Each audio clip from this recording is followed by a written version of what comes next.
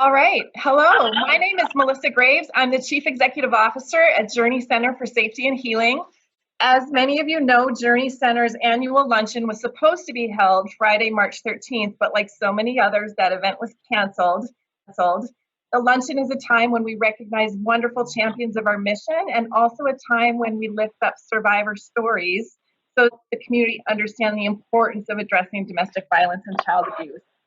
I want to say special thanks to Burkhart and Company for their extraordinary support of our mission and for sponsoring our survivor story here today. So I am here with Miss Florine Shilson. This is not exactly how we planned to do this, but I'm so grateful, Miss Shilson, that you were able to join us here today to share a little bit about your story with us. And so I just want to thank you and ask you to just go ahead and share what you'd like to share about your story and your journey to healing. Well, I'm gonna begin. I guess at the beginning, I can go into a little of the beginning. I was married. We was married for over 19 years. I've known him 20 years, and it was like off and on, but we never got divorced. And this particular time, we decided to get back together because he's been out of our son's life for over like 5 years at the time. And I can honestly say that besides all the other things that he was doing, he was a great dad to our son. And he was there for my other children. He accepted my son and my youngest daughter as his own. So I thought. And I'm going to start at March 21st, 2017, I was pistol whipped. From 8 in the morning until I want to say around 2:30 before my kids came home from school, I was being terrorized. I was being beaten. And I told myself then, I just prayed to God and I said, if he gave me a chance to get out of this, that I was taking it. No questions asked. So after that happened, besides the fact of him telling me if my kids caught wind of what he done to me, he was going to kill us all. So I kind of sort of had to barricade myself in my room. My kids are used to seeing me walk around and just coming into their rooms and spending time with them, and I couldn't do that. So April 11th, 2017 is the day all heck broke loose. I'm a diabetic. And I was still laying around in the bed because I wasn't feeling well that day. And he had asked me to make schedule a ride for him because he had an appointment. Something he could have easily done himself. But he left it up to me to do, and it took me forever to do it in his opinion. And he just got to cursing me out and throwing stuff around the room. And here comes this gun again, the same gun that he just beat me with. And he pointed it in my face. At this point in time, I no longer heard anything he was saying because I'm so busy praying and asking God to get me out of this situation. And just like a light bulb, it just went off in my head. And I said something to him to make him let me leave that house. At this point, my kids were okay because they was sick, and they went back to school, and I could save myself instead of having to save us all. So when he was like, okay, and you better come right back, I knew at that time I couldn't take my whole purse, so I had to think of what I can take that we really need, not knowing this will be the last time I'll ever be able to walk in my home. So I grabbed my wallet, my keys, and my phone. I still had on pajamas. Wow. I grabbed some of the broken tables that just to make it look good. Like I'm trying to get rid of some stuff because I'm coming back. The last person or animal, I should say, I think was our dog. And something told me just to let him follow me because he would have followed me. And I wasn't thinking that I wasn't going to be able to go back home. So I took off. As soon as I got out that door, I ran because I had fell like the day before and I had a knot on my knee. So it was slowing me down, but I was getting away. The first phone call I made was to my sister. And I'm telling her, she's like, sister, just call the police, just call the police. I said, I just got to get to my kids' school because I need to make sure they're safe. I don't care what anybody else does. I just need to make sure for myself, my kids are going to be safe and okay. The time I got to Green Road, I'm still walking, running. By this time, not knowing, my sister don't call my mother. My sister, she was in Alabama. She called up here to the police. And I came across these two old ladies. They was in their car about to pull out their driveway.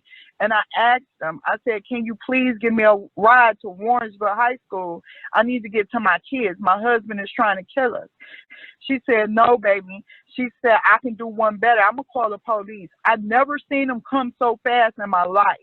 Never. And they sat me in a car. I'm so claustrophobic. And he came to the window. He said, ma'am, do you have your keys? I said, yes, I have my keys. He said, which one is it? And I showed him. He said, we about to get him out of your house.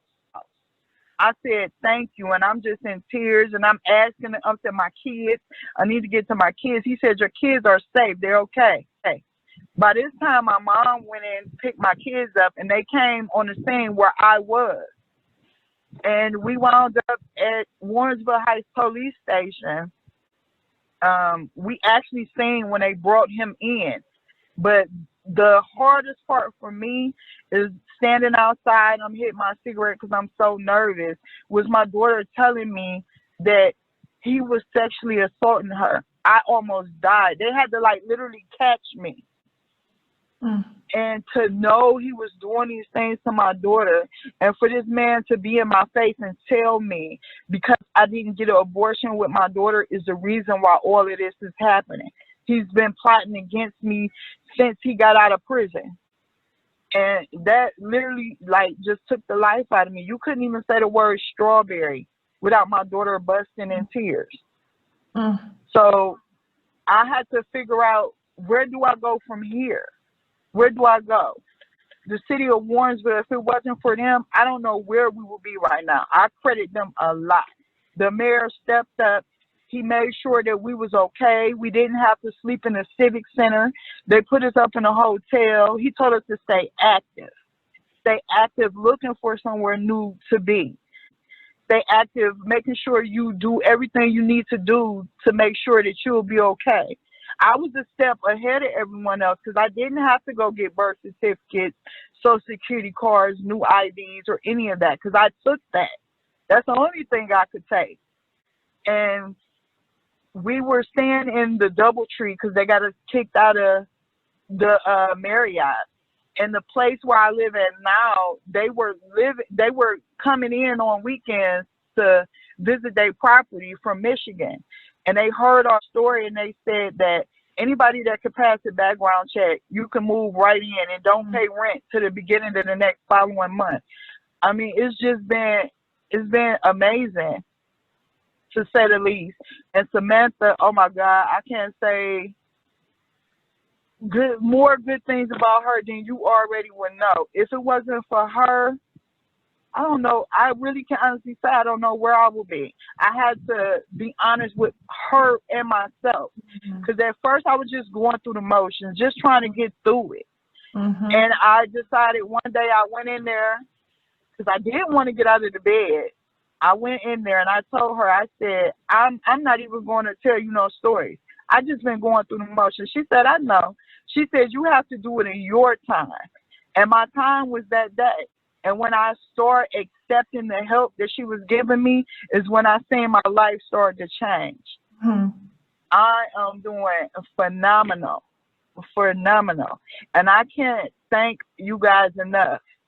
And I'm always going to advocate for people to just come to y'all because you got to want the help. You got to do the work. And I don't even know what else to say. It's about to make me cry, but I'm so happy now. It's like I give myself the love that I know I deserve. I'm not looking or waiting for anyone to give it to me. I give it to myself. Even my kids are doing so much better. What is one thing that you would say to someone who's in a similar position to where you were? Don't be afraid to leave. You have to take that opportunity. If you get a chance to leave, leave. Make sure that that you can protect you and your kids. If your kids are in a place where you can get away and you safely know you can get out of there, leave.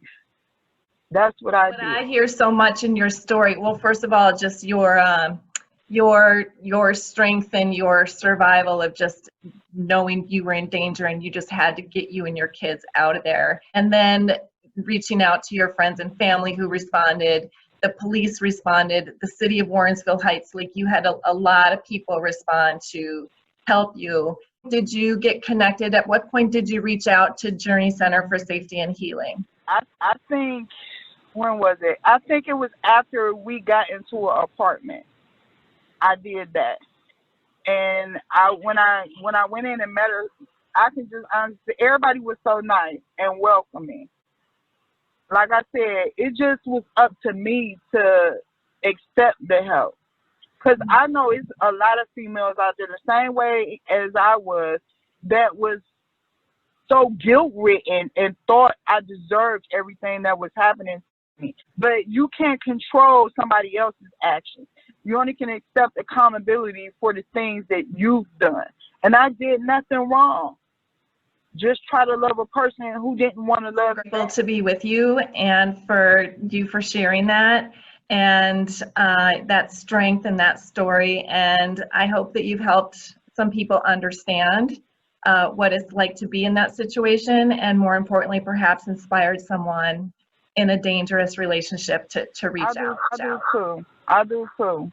Because I don't see like stories since then. The judge who killed his wife and just all these other people. And like it probably could have been prevented if somebody was just speaking out a little bit more, just making others aware of what they were going through so someone can step in and help. That's all we really be looking for, because we don't feel that we can help ourselves, but we actually can.